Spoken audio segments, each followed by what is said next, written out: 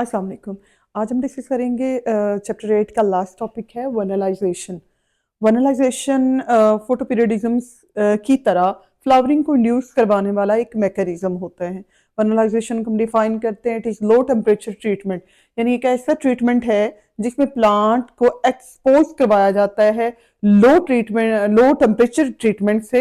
यानी प्लांट को चिल किया जाता है, ठंडा टेम्परेचर दिया जाता है और जनरली ये टेम्परेचर 4 डिग्री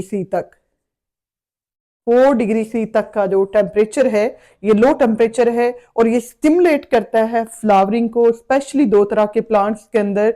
वो प्लांट्स जो बायनियल होते हैं, यानी दो सीजन्स तक इसमें जिंदा रह सकते हूँ या मतलब कह लें कि फ्लावरिंग कर सकते हूँ और रिप्रोडक्शन कर सकते हूँ।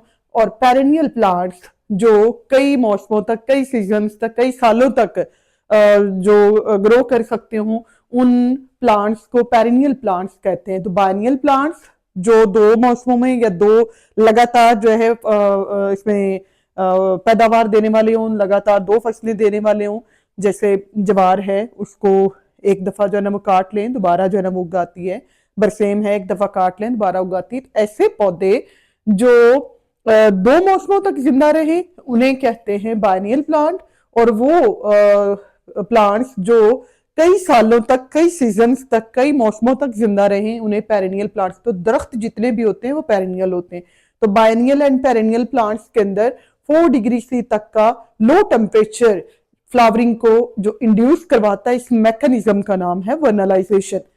और वर्नलाइजेशन का या लो जो टेम्परेचर का जो स्टिमुलस है, जो लो टेम्परेचर को परसीव करने वाले स्ट्रक्चर्स होते हैं या वो कंपोनेंट्स हैं, वो दो डिफरेंट कंपोनेंट्स हैं। फोटोपीरियडिज्म तो लीफ से रेलिवेंट था, जबकि जो लो टेम्परेचर इसमें स्टिमुलस होता है, इसको रिसीव करने के लिए मेच्योर प्लांट के अंदर, मेच्योर स्टेम के अंदर जो शूट की एपिक्स है, बिल्कुल जो टिप होती है स्टेम की, वो रिसीव करता है इस लो टेम्परेचर की ट्रीटमेंट को। या फिर सीड के अंदर जो एम्ब्रियो होता है, यानी बीज जो हैं उनका एम्ब्रियो रिसीव करता है लो टेम्परेचर को। या फिर जो है स्टेम का, मेच्योर स्टेम का जो शूट की एपिकल रीजन है, जो शूट की एपिक्स है, उसने इस स्टिमुलस को रिसीव करना है। अब इस स्टिमुलस का मकसद क्या है, इस चिलिंग ट्रीटमेंट का, इस लो टेम्परेचर का मकसद क्या है? प्लांट के अंदर फ्लावरिंग को इंड्यूस कराना, पौधे के अंदर फूल को बनवाना। अगर फूल नहीं बनेंगे, यानी अगर ये लो टेम्परेचर ट्रीटमेंट ना हो या अगर जो है फोटोपीरियडिज्म ना हो प्लांट के अंदर, तो फिर क्या होगा? पौधा ग्रो तो करेगा लेकिन उसके अंदर फ्लावरिंग नहीं होगी, फूल नहीं लगेंगे, फल नहीं बनेंगे, उसमें बीज नहीं बनेंगे और उससे रिप्रोडक्शन नहीं होगी, उससे नस्ल आगे नहीं चलेगी। अब इसमें हम दो तरह के प्लांट लेते हैं। लो टेम्परेचर जो ट्रीटमेंट है, कुछ प्लांट्स के लिए तो एब्सोल्यूट रिक्वायरमेंट है, यानी उनकी फ्लावरिंग के लिए बगैर लो टेम्परेचर ट्रीटमेंट के उनकी फ्लावरिंग पॉसिबल ही नहीं है, नामुमकिन होगी। जबकि कुछ प्लांट्स ऐसे होते हैं जिनके अंदर जो फ्लावरिंग है उसको सिर्फ हेल्प मिलती है, यानी फ्लावरिंग इस लो टेम्परेचर ट्रीटमेंट या चिलिंग के बगैर भी फ्लावरिंग हो सकती है। लेकिन अगर लो टेम्परेचर स्टिमुलस उनको मिल रहा हो तो फिर इसमें क्या होता है? फ्लावरिंग ज्यादा बेहतर होगी, वो ज्यादा जो है ना असिस्टेड होगी। नेक्स्ट हम लेते हैं ड्यूरेशन फॉर वर्नलाइजेशन। तो लो टेम्परेचर जो ट्रीटमेंट है, कितने टाइम के लिए प्लांट्स को रिक्वायर्ड होता है बायनियल और पेरिनियल प्लांट्स के लिए? तो चिलिंग जो रिक्वायरमेंट टाइम है प्लांट्स के अंदर, ये जनरली वेरी करती है from 4 days to maximum 3 months. 4 दिनों तक लगातार 4 डिग्री सी टेम्परेचर अगर किसी सीड को मिला है, बीज को मिला है, तो उसके अंदर ग्रो करने के बाद एबिलिटी होगी, फ्लावरिंग को इंड्यूस कर सकता है। या 4 दिनों से लेकर 3 महीनों तक जो लो टेम्परेचर है 4 डिग्री सी का, वो मिला हुआ है स्टेम को, तो उसके अंदर क्या हो सकता है? फ्लावरिंग इंड्यूस हो सकती है। तो ये थी ड्यूरेशन हमारे पास 4 डेज से 3 मंथ्स तक। और जो मोस्ट सुटेबल लो टेम्परेचर है, लो टेम्परेचर तो 4 डिग्री सी से नीचे भी है, ऊपर भी है, 10 डिग्री सी भी लो टेम्परेचर कंसिडर होगा। लेकिन जो मोस्ट इफेक्टिव लो टेम्परेचर है, जो मेजरमेंट में देखा गया है, जो एक्सपेरिमेंट में जो प्रूफ हुआ है, वो 4 डिग्री सी का टेम्परेचर है। 4 डिग्री सी का टेम्परेचर 4 दिनों तक या 3 महीनों तक लगातार पौधों को मिलता है, तो इसमें वर्नलाइजेशन का फिनोमेना होता है। उसमें फ्लावरिंग इंड्यूस होती है।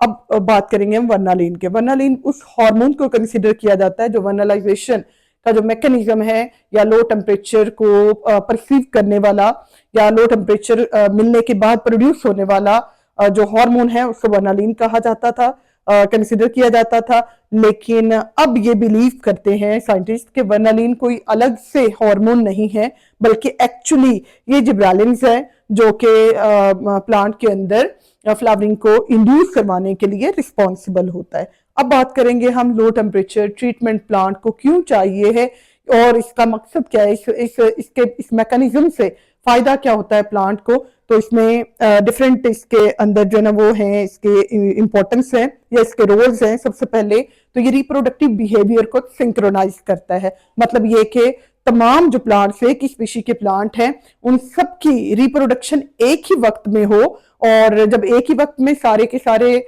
प्लांट जो हैं वो फ्लावरिंग कर रहे होंगे तो एक ही मौसम के अंदर, एक ही सीजन के अंदर, तो इसका मतलब ये है कि उनके अंदर क्रॉस पॉलिनेशन का फिनोमेना भी बढ़ जाएगा और उनके अंदर जेनेटिक वेरिएबिलिटी भी आ सकती है, उनमें रिप्रोडक्शन में एक्सेस मिलती है। और प्लांट्स क्या करते हैं कि अपने इन्वायरमेंट के साथ सिंक्रोनाइजेशन में आ जाते हैं, मुताबिकत में आ जाते हैं कि माहौल के मुताबिक अपनी जो है ना वो फ्लावरिंग करें, ना कि ये कि कुछ प्लांट जो है वो किसी और वक्त में फ्लावरिंग कर रहे हों और कुछ जो पौधे हैं अगर इसमें प्लांट्स ऐसे हों कि कुछ प्लांट्स जल्दी जो है ना फ्लावर बना लें और कुछ लेट जो है ना बनाएं, तो उनमें फिर क्या होता है कि स्पेशली उन प्लांट्स के अंदर जिनके मेल और फीमेल प्लांट अलग होते हैं या फ्लावर अलग होते हैं, तो वहां फिर ये क्रॉस पोलिनेशन नहीं हो सकेगी, फर्टिलाइजेशन नहीं होगी, तो इसमें फूल भी नहीं बनेंगे, फल भी नहीं बनेंगे, बल्कि नहीं सॉरी फूल तो बन चुके हैं, हम पोलिनेशन की बात कर रहे हैं।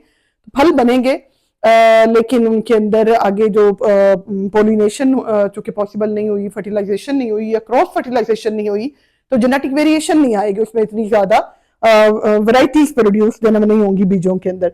तो फोटोपीरियोडिज्म, वर्नलाइजेशन दोनों ने क्या करना है, रिप्रोडक्टिव बिहेवियर को सिंक्रोनाइज करना है, इन्वायरमेंट के साथ मुताबिकत प्लांट की क्रिएट करनी है। सेकेंड हम इससे लेंगे कि flowering at same time, photoperiodism और साथ में वर्नलाइजेशन दोनों जो मैकेनिज्म है ये इंश्योर करते हैं कि तमाम जो प्लांट्स एक ही स्पीशी के जो प्लांट हैं वो सेम टाइम पे सेम स्पीशी के प्लांट जो है ये फ्लावरिंग अपनी इंड्यूस करें और क्रॉस पोलिनेशन की मदद से जेनेटिक वेरिएशन आए और प्लांट का टाइम और एनर्जी भी सेव की जा सके। वरना जो है ना वो क्या होगा, अगर एक ही वक्त में पौधों के फूल नहीं खिलेंगे तो इसका मतलब ये है कि एक पौधे ने जैसे पपीते का एक पौधे ने पहले जो है ना वो फ्लावरिंग कर ली, मेल प्लांट है और फीमेल प्लांट जो है उसने बाद में फ्लावरिंग की, तो इसका मतलब है कि उनको मौका नहीं मिलेगा। तो जो उन्होंने फूल बना उनके अंदर बने भी तो बगैर पोलिनेशन के चूंकि फल नहीं बनेगा,